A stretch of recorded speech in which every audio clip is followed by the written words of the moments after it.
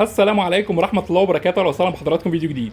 فيديو النهارده ان شاء الله لوحات التحكم. معانا حضراتكم لوحة تحكم 7 مرحلة، صناعة كوري، شغلنا المميز بفضل الله تصنيع جميع لوحات التحكم كوري بأفضل خامة وأعلى جودة وبسعر مناسب.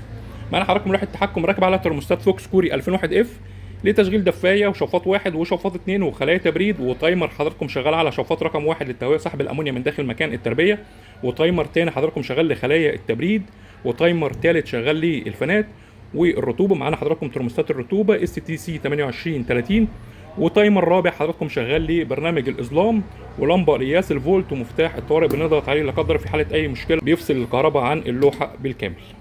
بنشوف حضراتكم طريقه تشغيل اللوحه. طبعا على الشمال بيكون الوضع الاوتوماتيك، وفي النص بيكون الايقاف، والوضع اليمين بيكون ده حضراتكم الوضع المباشر لجميع المراحل.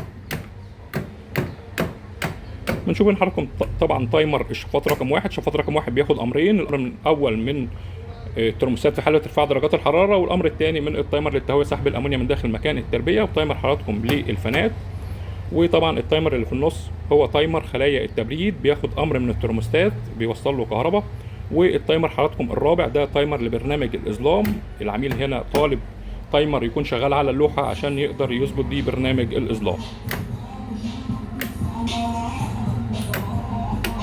هنشوف حضراتكم التقفيل من الداخل. وضحنا في فيديوهات كتير التقفيل والتأمين بيكون على أعلى مستوى، وكل حاجة بتكون محسوبة بالظبط بالنسبة لعدد الواط وعدد الأمبير عشان نركب الأحمال اللي تستحمل معانا الشغل اللي هيشتغل على الكوندكتورات.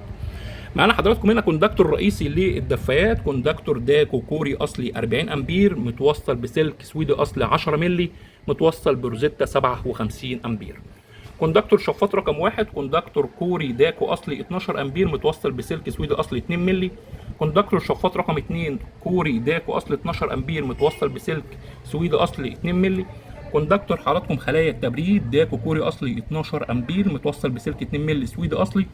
كوندكتور حضراتكم الفانات كوندكتور كوري داكو اصلي 12 امبير، متوصل بسلك سويدي اصلي 2 مللي.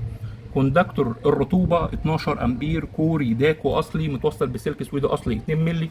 واخر كوندكتور معانا كوندكتور التايمر برنامج الاظلام، كوندكتور داكو كوري اصلي 12 امبير، متوصل بسلك 2 مللي. واللوحه حضراتكم متجمعه بالكامل على مفتاح ثنائي هونداي كوري اصلي 63 امبير.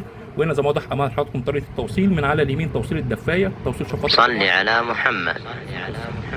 توصيل شفاط رقم 2، توصيل خلايا التبريد، توصيل الفانات، توصيل الرطوبه، واخر حاجه توصيل معانا التايمر اللي هو تايمر برنامج الاظلام ومدخل الكهرباء العمومي.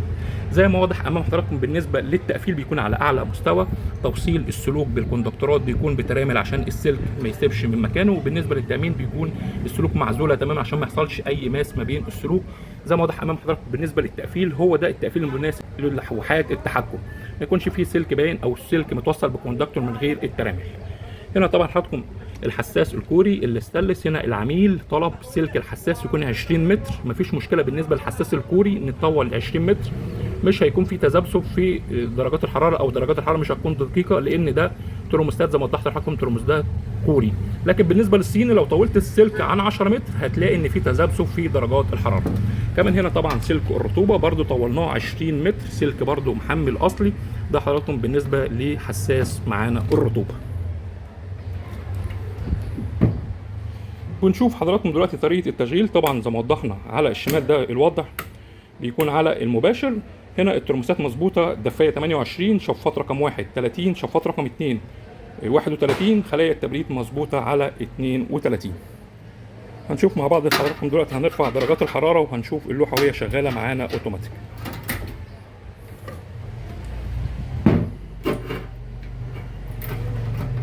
الحراره هتبدا ترفع زي ما واضح امام حضراتكم. اول ما توصل 28 اول حاجه هتفصل معانا الدفايه.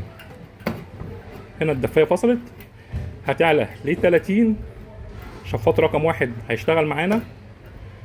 لو درجة الحرارة قلت هنلاقي شفاط 1 فصل، لكن لو الحرارة عليت هنلاقي شفاط رقم 2 دخل معانا. لو الحرارة وصلت 32 هتلاقي خلايا التبريد اشتغلت معانا. زي ما وضحنا لحضراتكم فيديوهات كتير، ده كده بالنسبة لأفضل تشغيل وأفضل فصل. ان الحراره اول ما ترفع شفاط رقم 1 يخش، لو درجات الحراره قلت يفصل، ما فصلتش والحراره عليت شفاط رقم 2 يخش، الحراره قلت الشفاطات تفصل، لا الحراره ما قلتش ترفع، الخلايا التبريد تخش معانا. برضو طريقه الفصل هي افضل طريقه، وهي اول ما درجات الحراره تقل عن 30 اول حاجه فصلت معانا خلايا التبريد. بعد كده اول ما الحراره هتقل برضو ل 31 شفاط رقم 2 هو اللي هيفصل الاول. بعد كده تنزل ل 30 شفاط رقم 1 هيفصل معانا. ودي زي ما وضحت لحضراتكم افضل طريقه بالنسبه ان خلايا التبريد تفصل الاول، الشفاطات تفضل شغاله عشان الورق خلايا التبريد يجف عشان ما يعلاش معانا الرطوبه في المكان. طبعا ده تايمر الفانات. واخر حاجه معانا تايمر برنامج الاظلام زي ما وضحنا لحضراتكم، في النص بيكون ايقاف وعلى الشمال بيكون المباشر. اول ما بنجيب ايقاف التايمر بيقطع معانا كهرباء على طول زي ما واضح امام حضراتكم. وده تايمر الشفاط. يوجد بفضل الله تصنيع جميع لوحات التحكم حسب رغبه العميل والغرف المنزليه وعنابر الدواجن، كهرباء 220 وكهرباء 3 فاز. وجميع تصنيع لوحات التحكم بتكون كوري بفضل الله. هنا حضراتكم اللوحه خارجه شحن ان شاء الله ومعاها خارج مجموعه رطوبه. هنا الموتور الهندي ال 100 جالون حاجه ممتازه جدا، وهنا الخراطيم. وطبعا في العلبه هنا موجود معانا الرشاشات والوصلات. وطبعا مجموعه الرطوبه هتتوصل على ترموستات الرطوبه اللي موجوده في اللوحه. عنوان المؤسسه حضراتكم في عزبه العجاله مدينه نصر القاهره، ويوجد شحن لجميع المحافظات. شكرا والسلام عليكم ورحمه الله وبركاته.